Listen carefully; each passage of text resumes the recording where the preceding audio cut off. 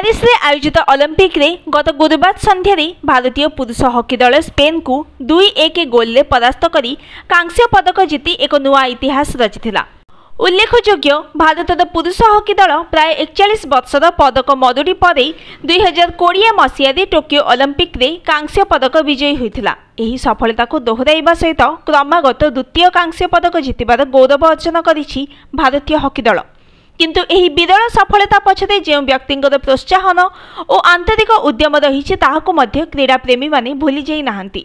भारतीय हॉकी दल को अभिनंदन जणाइबा बेले एही सफलतार नेपथ्य नायक ओडिशार पूर्वतन मुख्यमंत्री नवीन पट्टनायक को जातीय गणमाध्यम रे श्रेय दिया जाइछि।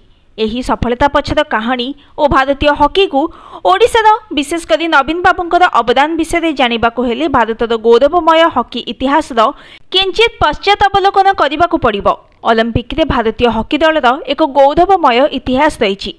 1928 मसीह प्रथम ओलंपिक पदार्पण रे ही भारत स्वर्ण पदक विजयी हेबार गौरव अर्जन करने सहित परवर्ती 1932, 1936 ओलंपिक रे लगातार 3 थर स्वर्ण पदक जीति हैट्रिक अर्जन कर विरल रेकर्ड स्थापन करथिला।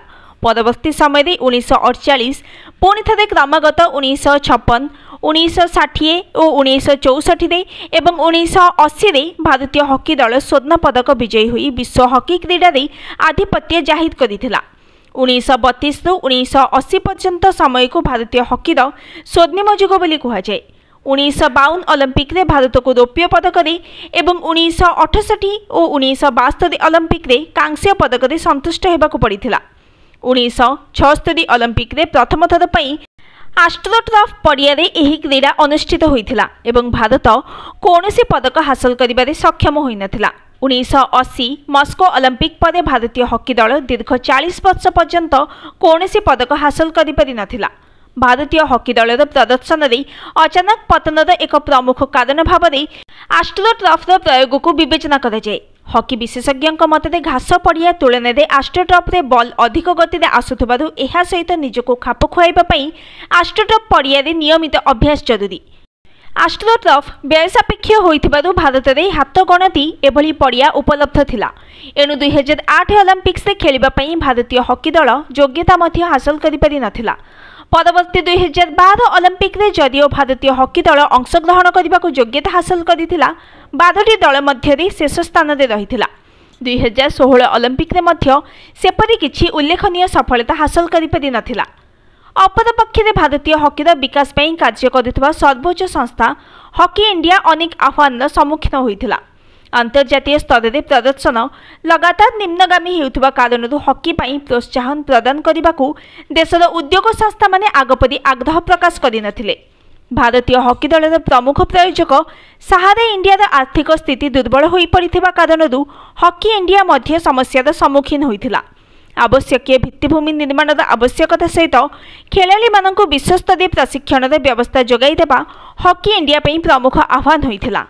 एभली एक घड़ीसंधि मुहूर्त 2018 मसीह ओडिशार तत्कालीन मुख्यमंत्री नवीन पट्टनायक सहयोग हाथ बढ़ाई। ओडिशा सरकार भारतीय हॉकी दलर समस्त वर्ग यथा उभय महिला और पुरुष एवं वरिष्ठ और कनिष्ठ दलर प्रमुख प्रोत्साहक भाव में 5 वर्ष पर्यंत रहिबे बोली नवीन बाबू स्वीकृति देथिले। एथिपाई ओडिशा सरकार को 5 वर्ष में प्राय 150 कोटी टंका खर्च करने को पड़िथिला। उल्लेखयोग्य कौनसी एक राज्य सरकार जातीय दल को एभली प्रोत्साहन प्रदान करने भारतर क्रीड़ा इतिहास रे प्रथम घटना थिला। साधारणतः जातीय क्रीड़ा दल गुड़िकर प्रोत्साहन पाई देशर आग धाड़ीर कंपानी माने ही आगे आसी थांती। जदिओ नवीन बाबूंकर निष्पत्ति देशर गौरव को पुनः प्रतिष्ठा करने परी एक महत् उद्देश्य रे निया जाइथिला, तथापि विभिन्न स्तर में यह निष्पत्ति उपरे प्रश्न सृष्टि होइथिला। ओडिशा परी एक गरीब राज्य एक निम्न प्रदर्शनगामी जातीय क्रीड़ा दल को प्रोत्साहन देवा केतेदूर युक्तियुक्त बोली प्रश्न उठिथिला। नवीन बाबू किंतु निज निष्पत्ति रे अटल थिले। भारतीय हॉकीर विकास पाई तांकर उद्यम केवल जातीय दल को प्रोत्साहन प्रदान करिबारे सीमित नथिला। तांकर सहयोग और दृढ़ इच्छाशक्ति बल 2018 और 2023 रे 2 थर हॉकी विश्वकप ओडिशा रे आयोजन होइथिला। ओडिशा रे विश्वस्तरीय hockey stadium Bhubaneswar Kalinga stadium परिसर रे निर्मित होइथिला। परवर्ती समय रे राउरकेला ठारे विश्वर सर्वबृहत हॉकी स्टाडियम निर्माण हैला। हकीर नर्सरी भाव में परिचित ओडिशार सुंदरगढ़ जिल्लार समस्त 17 ब्लॉक रे 17टी आस्ट्रोटर्फ पड़ियार मध्य विकास है। नवीन पट्टनायक सहयोग भारतीय हॉकी संजीवनी सदृश होइथिला। Bureau report news today.